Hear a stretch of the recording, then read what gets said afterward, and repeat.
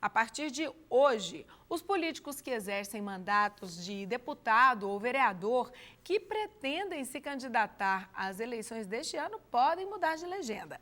Para saber mais detalhes sobre esta emenda constitucional, está aqui do meu lado o advogado político Bruno Pena. Boa tarde, bem-vindo. Boa tarde, Michele. Gostaria de agradecer a oportunidade e mandar um abraço a todos os telespectadores. Tá certo, a gente agradece a participação aqui. Com essa emenda constitucional que foi aprovada recentemente, o que muda para as eleições deste ano, Bruno? Porque, assim, essa foi uma medida de urgência que o Congresso Nacional teve que tomar para poder garantir o fundo partidário e o tempo de televisão dos partidos.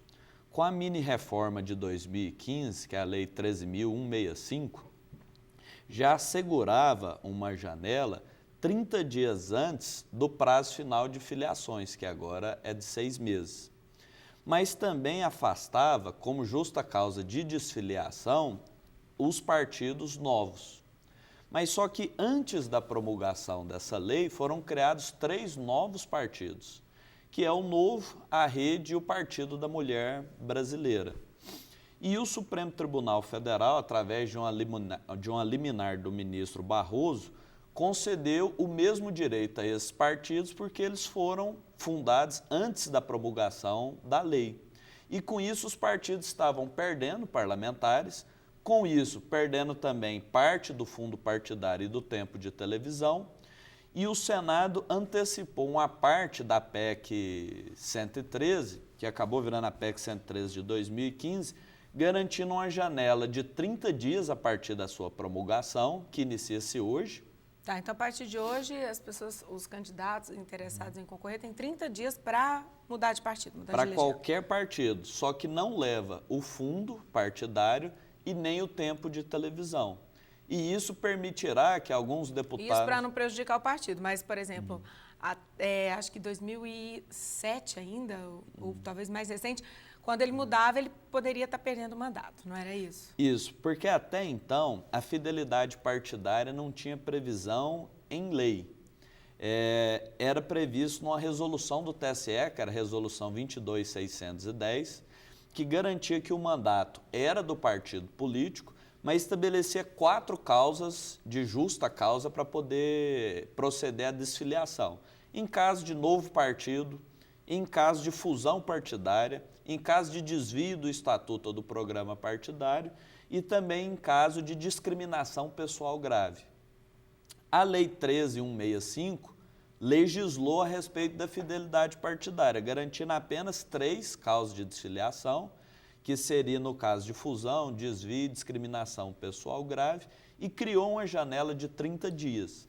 Só que, por exemplo, um deputado federal, um deputado estadual que quisesse trocar de legenda para essas eleições, disputar a prefeitura de Goiânia, por exemplo, ou de outros municípios, não teria essa oportunidade. Então, com essa PEC que será promulgada hoje, ele vai poder ir para qualquer partido, mas não leva o fundo e o tempo de televisão. E é interessante para mais alguém, além do próprio candidato, essa janela, agora essa possibilidade de troca-troca, porque isso vai muito de acordo agora com o interesse do candidato, né? Claro. Como já está no ano eleitoral, está próximo, tem 30 dias para resolver, pode ficar havendo um tipo de negociação meio ruim, não? Mas alguém tem interesse nisso? Na verdade, foi uma questão de sobrevivência, eu acho que dos partidos políticos. Porque o que acontece? Já que de qualquer forma esses parlamentares deixariam o partido, os partidos no Senado anteciparam essa janela para dizer o seguinte: não, já que o pessoal vai sair, tudo bem, mas pelo menos o fundo partidário e o tempo de televisão ficam. É como aquele ditado: vão-se os anéis, ficam-se os dedos. E é até curioso porque essa previsão da janela estava no bojo de uma certa reforma eleitoral para justificar o seguinte: vai ter uma série de mudanças, então vamos abrir uma janela como vai ter as mudanças para justificar a melhor adequação de cada parlamentar. Só que eles tiveram que antecipar a janela antes mesmo das mudanças, porque a discussão dessa PEC que vai trazer, ou pelo menos discute, algumas das alterações já aprovadas pela Câmara, ainda está em tramitação no Senado. Então está passando o carro na frente dos bois, o carro literalmente. Na frente dos bois, justamente. Na sua avaliação, isso é positivo, essa possibilidade dessa janela agora, essa emenda nesse momento?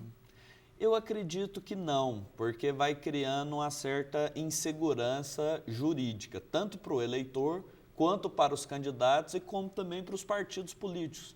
Uma pessoa, quando vota num candidato, ela vota num conjunto, no candidato dentro de uma plataforma de um partido. Se começa abrindo uma série de brechas de acordo com a conveniência, de tal forma que os parlamentares podem trocar de partido ao bel prazer, vai criando uma instabilidade dentro do próprio Congresso Nacional. Mas você não acha que houve uma mudança, talvez nos últimos anos, Bruno, com relação a essa forma de votar dos eleitores? Porque eu acredito que antigamente a questão partidária, pelo menos me parece que era bem mais forte. A pessoa, eu voto no PT, eu voto no PSDB, eu voto, enfim, em qualquer outro partido. Hoje em dia você já fala na pessoa, parece que você tira um pouco da questão do partido e começa a avaliar a pessoa, né, o candidato. Isso, de fato, tem acontecido assim? Eu acho que, talvez por conta dessa mudança e de tantas situações que a gente vê, de corrupção, você tem um partido que, às vezes, você concordava com os ideais ali, com a forma dele lidar, e, de repente, você vê um elemento, uma pessoa lá dentro que não condiz com aquilo que você concorda, aí, ou seja, você já não está mais querendo pertencer a um partido, votar no partido. Isso não está acontecendo? Tem acontecido, mas também eu diria, o Brasil é uma democracia jovem. O brasileiro não está tão acostumado a votar. Agora que inteiramos 30 anos de democracia plena e direta, é que o Brasil atingiu o seu maior período democrático da história da República. Então, eu acho que o eleitor tem aprendido a lidar com o próprio voto. A gente está num momento de amadurecimento ainda. Então, o eleitor está aprendendo com as suas decepções, às vezes com a mudança guinada de candidatos, de partido, eles vão aprendendo cada vez mais a votar. E teve um período que está muito personalizado o voto.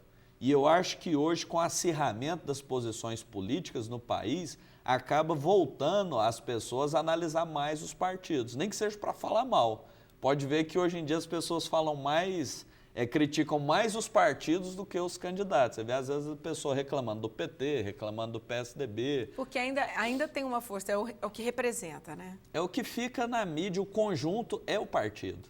Quando tem um governo, tudo mais, acaba que fala, o governo do PT, o governo do PSDB, o governo do PMDB, muito embora nas eleições o candidato acaba sendo, de certa forma, seduzido pelo candidato mais carismático, mais popular.